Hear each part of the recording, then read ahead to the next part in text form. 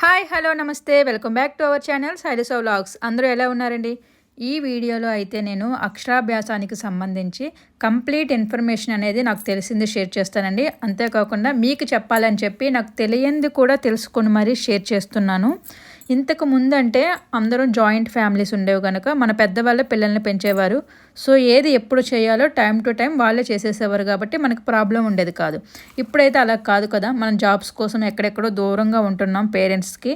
So వాళ్ళు phones, video calls ఇలాంటివి చేస్తూ ఉంటాం రోజు. బట్ ఎంత చేసినా కూడా డైరెక్ట్గా చూసేదానికి మనం చెప్తేనే తెలుసుకుని దానికి కూడా చాలా డిఫరెన్స్ అనేది ఉంటుంది కదండి. ఇప్పుడు సోషల్ మీడియాలో కూడా అంత ఇన్ఫర్మేషన్ అనేది దొరుకుతుంది.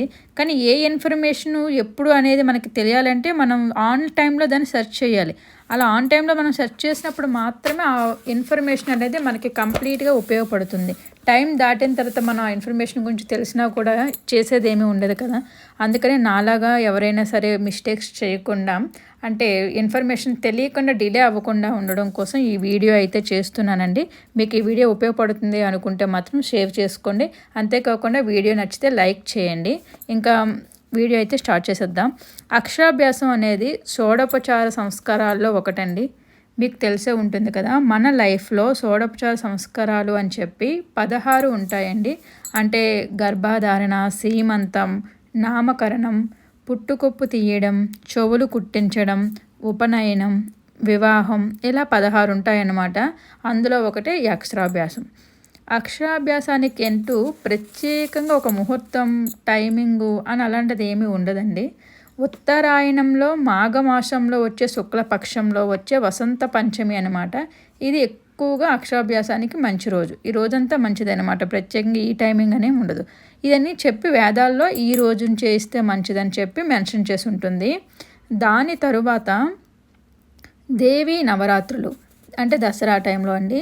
అందులో దేవీ నవరాత్రుల్లో మూలా నక్షత్రం అని ఒకటి వస్తుంది. అది అమ్మవారికి చాలా ఇష్టమైంది. అందుకని ఎక్కువ మంది అప్పుడు చేయించేస్తుంటారనమాట అక్షరాభ్యాసం. కానీ నిజానికైతే మాత్రం మూలా నక్షత్రంలో అప్పుడు అస్సలు చేయించకూడదండి అక్షరాభ్యాసం. వాటితో పాటు కొన్ని తిథులు, నక్షత్రాలు, రోజులు కూడా ఉంటాయండి. వీటిల్లో అస్సలు చేయించకూడదనమాట. అలాంటివి ఏంటంటే పాడ్యమి, అష్టమి, చతుర్దశి, పౌర్ణమి, అమావాస్య, ఇలాంటి రోజుల్లో అసలు చేయించకూడదండి. దీంతోపాటు ఆషాఢ మాసం, భాద్రపద మాసం, పుష్యమాసంలో కూడా చేయించకూడదు. మామూలుగా నక్షత్రాలు, నెలలు చూసేసాం కదా, ఇంకా రోజులకు వచ్చేసరికి మంగళవారం నాడండి. మంగళవారంలో ఎలాంటి పని చేయకూడదని మనకు తెలుసు కదా. అలాంటిది ఇంత మంచి శుభకార్యం మన బేబీ జీవితంలో జరిగేదనమాట ఫస్ట్ది. అలాంటిది దీన్ని మంగళవారం అస్సలు చేయకూడదు, గుర్తుపెట్టుకోండి.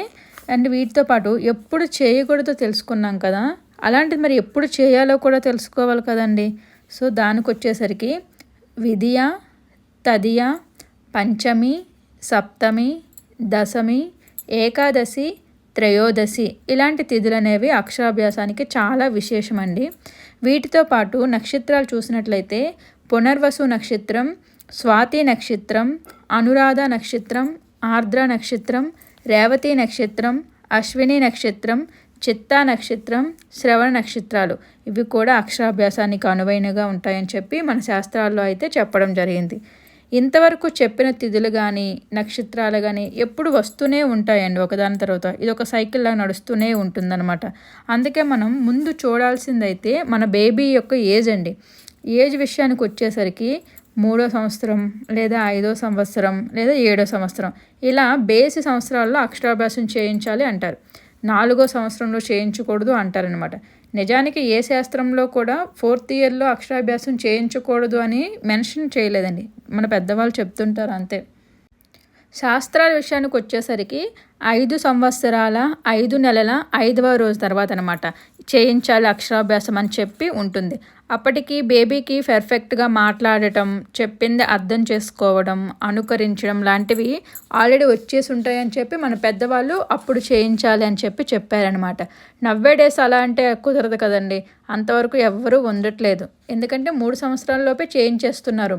పిల్లలు కూడా అప్పుడంత ఇన్నోసెంట్గా ఏం ఉండట్లేదు కదా. ఈ జనరేషన్ పిల్లలు చాలా తెలివైన వాళ్ళు. వెంటనే గ్రాస్పింగ్ పవర్ కూడా వాళ్ళకి ఎక్కువ కాబట్టి వెంటనే అర్థం చేసేసుకుంటారు. అందుకని 3 సంవత్సరాల లోపే చేంజ్ చేసి పిల్లల్ని ప్లే స్కూల్కి pre nursery, nursery, LKG, UKG, first standard అని చెప్పి ఇలా స్కూల్కి పంపించేస్తున్నాం. అప్పుడంటే 5 సంవత్సరాల తర్వాత అక్షరాభ్యాసం చేసి డైరెక్ట్గా ఫస్ట్ స్టాండర్డ్లో జాయిన్ చేసేసారు. ఇప్పుడు ఫస్ట్ స్టాండర్డ్ కంటే ముందు 4-5 సంవత్సరాలు చదవాల్సి వస్తుంది పిల్లలు. అందుకని తొందరగానే వేసేస్తున్నారు అనమాట స్కూళ్ళల్లో. దాంతోపాటు మగపిల్లలకైతే సరి నెల అంటారండి. 6, 8, 10 ఇలా సరి నెలల్లో, అమ్మాయిలకైతే బేసి నెల 3, 5, 7 బేసి నెలల్లో చేయిస్తారనమాట అక్షరాభ్యాసం. ఇంతవరకు ఏ తిథులు మంచివి అవి చూసాం కదా. ఇప్పుడు అక్షరాభ్యాసానికి కావాల్సిన సామాన్లు ఏంటో చూసేద్దాం. ఫస్ట్ వచ్చేసి పసుపు, కుంకుమ అండి. వీటి తర్వాత తమలపాకులు, వక్కలు, అరటిపళ్ళు, అగరబత్తులు, కొబ్బరికాయలు, కర్పూరం, బియ్యం, పలకలు వచ్చేసరికి 3, 5, 7 ఇలా తీసుకోవాలండి.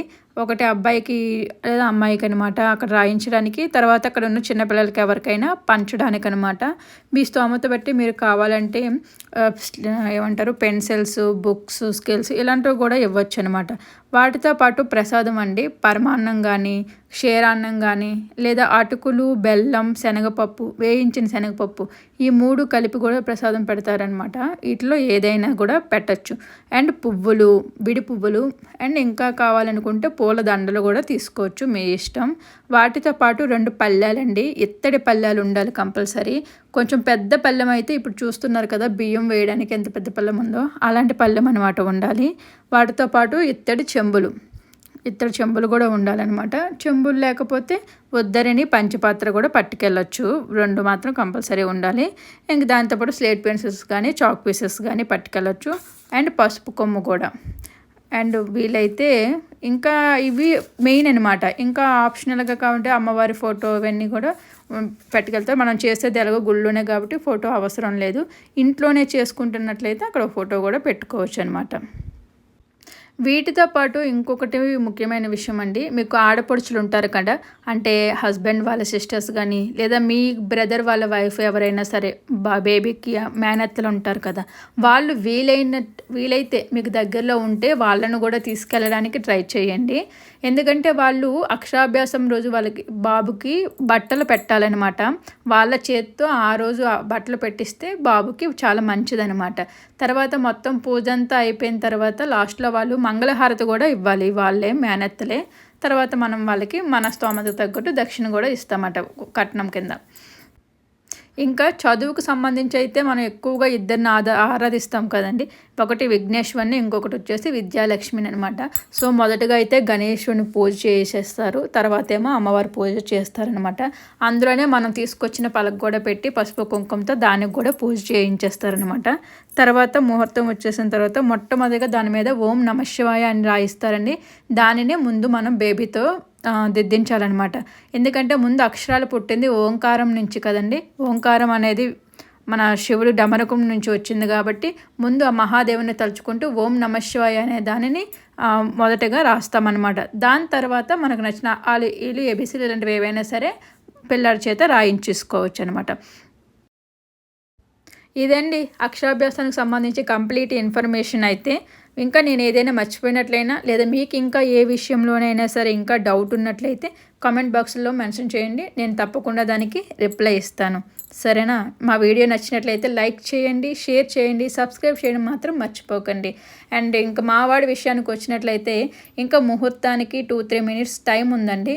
అందుకనే పంతులు గారు అప్పుడే రాయించొద్దు అని చెప్పారు. బట్ వాడు మాత్రం ఉత్సాహంతో రాస్తా అని చెప్పి ఏడుస్తున్నాడు అనమాట.